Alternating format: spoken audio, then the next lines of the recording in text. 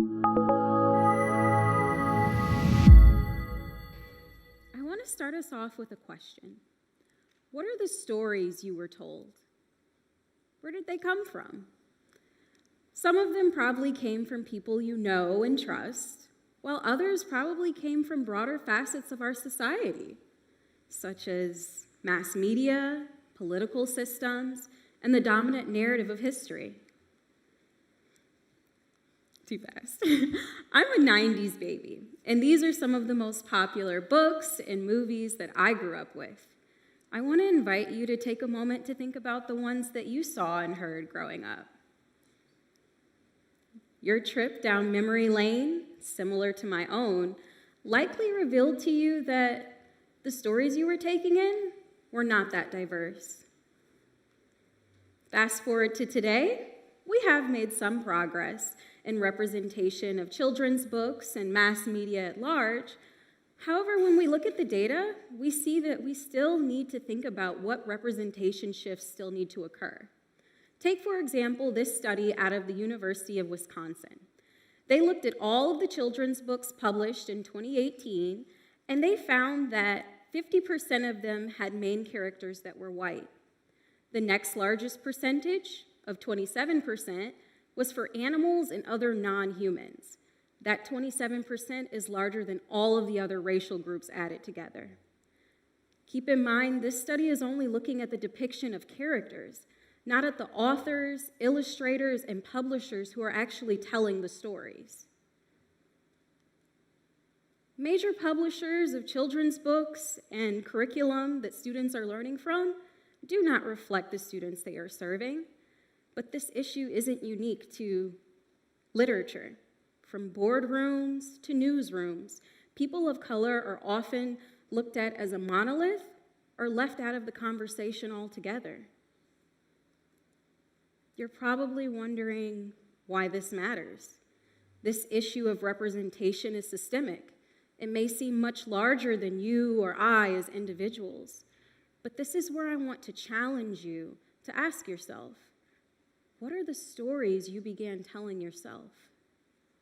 You'll likely realize that a lot of them are from the dominant narrative, and they then have colored the way you see yourself, others, and the world around you. My aha moment for around this subject came my senior year of college. I was a neuroscience major with the intention of becoming a child psychiatrist, and that means I was taking a lot of science classes. And one day, I was studying for a chemistry exam with a classmate. She ended our study session early, saying that she would just study the night before and she would be fine. In that moment, I had this passing thought of course she'll be fine. She's white. I took time to wonder where that thought came from.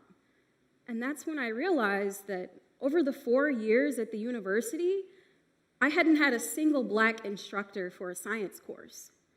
On top of the fact that I endured countless microaggressions both from my peers and some of my instructors in those classes. And my foundational instruction for sciences from K through 12 rarely mentioned black leaders in the field. So of course I wouldn't believe that I could do as well as my white counterparts. That belief had been cultivated in me for years from a variety of narratives. But those weren't the only stories that I was told. From that point, I decided I wanted to learn from my inner child. So I grew up on the west side of Detroit as the youngest of 4.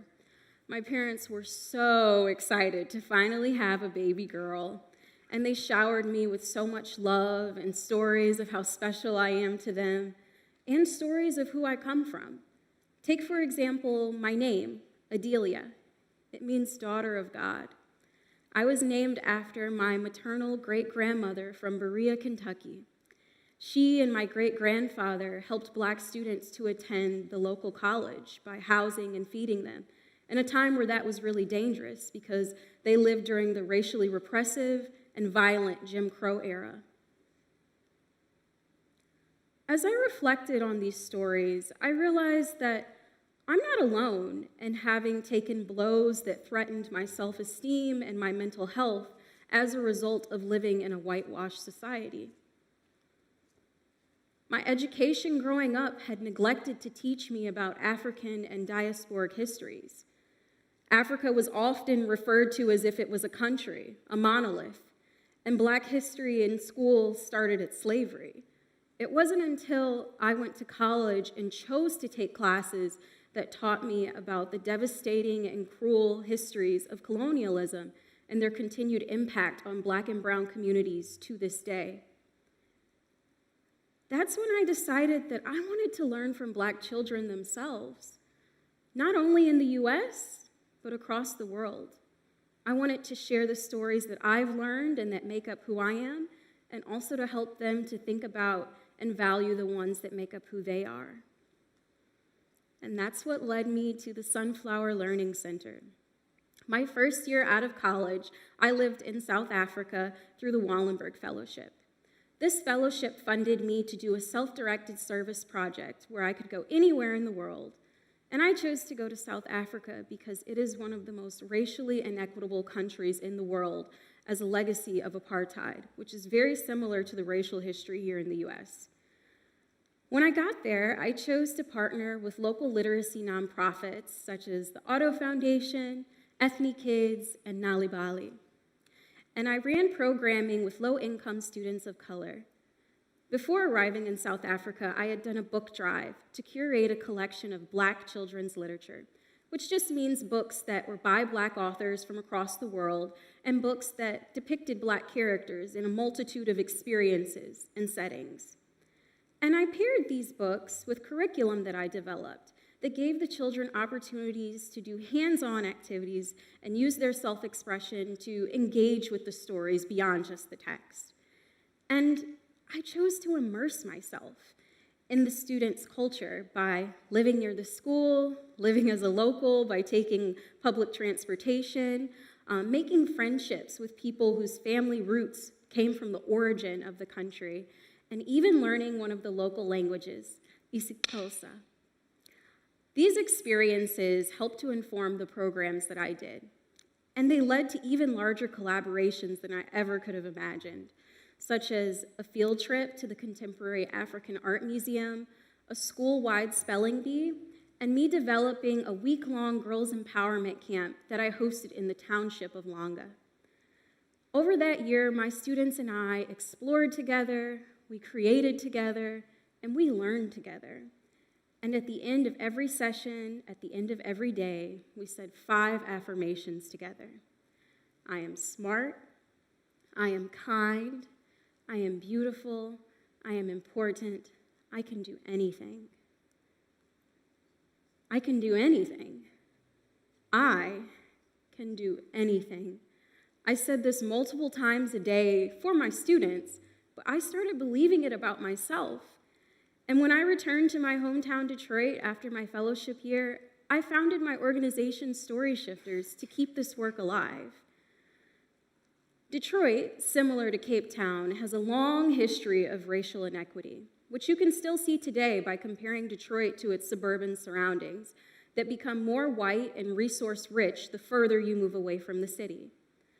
I went back to the neighborhood that I grew up in, and I partnered with a local elementary school to again bring in a collection of children's books that I curated, not only to help the students with their literacy development, but also to help improve their self-esteem and their mental health. I was given opportunities to do storytelling workshops at other elementary schools, even during the pandemic, virtually. And I also have an online presence for Story Shifters, where you can see book recommendations and read aloud videos. The mobile library that I built, I also took to a local homeschool and let those kids check out books so that they could share them with their families. My vision for Story Shifters as it continues to grow is that it won't just be literacy development, but now as I've become a mental health practitioner, I want to use stories from both books and the minds of little ones to foster creativity, achievement, and generational healing. And I've kept journeying for myself as well. You'll see me pictured in the Chicago Contemporary Art Museum next to a quilted portrait by one of my favorite artists, Bisa Butler. And in the other photo, you'll see me outside of the Door of Return. This is in the Cape Coast Castle of Ghana. It's in West Africa. The other side of this door is called the Door of No Return, and it was the last point that enslaved African people coming from Ghana walked through as they were forcibly taken from their land, culture, and communities. Representation matters. I have since built the confidence to publish 2 children's books that I wish I would have had when I was my little niece's age. She's pictured in the middle, pointing to me, her auntie, the author.